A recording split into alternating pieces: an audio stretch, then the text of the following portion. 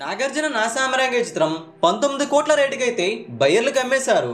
ఇతర చోట్ల కోటి రేటుకి తెలుగులో 18 కోట్ల బిజినెస్ అయితే జరిగింది. ఈ రోజుతో 9 రోజులనైతే పూర్తి చేసుకుంటుంది. నా సామ్రాజ్య చిత్రం హిట్ అయిందా, వసూలు ఇప్పటి వరకు ఎంత రాబట్టిందో తెలుసుకుందాం పదండి. చిన్న రిక్వెస్ట్ ఏంటంటే ఈ వీడియో అందరికీ తెలిసేలా లైక్ చేయండి, షేర్ కూడా చేసేయండి. వీడియోలోకి వెళ్ళిపోదాం. నా సామ్రాజ్య చిత్రం 8 రోజుల్లో బాక్స్ ఆఫీస్ దగ్గర హిట్ స్టేటస్ అయితే వచ్చేసింది. కింగ్ నాగార్జున కంబ్యాక్ అయితే ఇచ్చారు.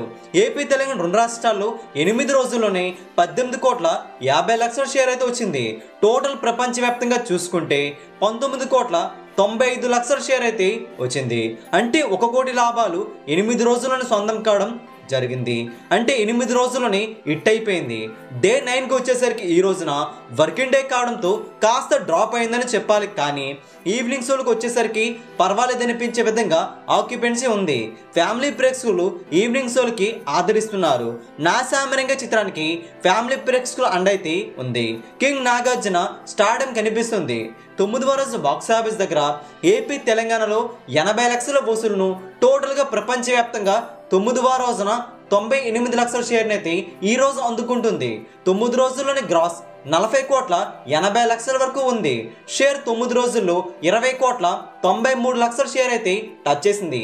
అంటే 19 కోట్ల టార్గెట్ కాబట్టి 2 కోట్ల వరకు ఓవరాల్గా ప్రాఫిట్ అయితే ఉంది. కింగ్ నాగార్జున లాభాలను తెచ్చిపెడుతున్నారు.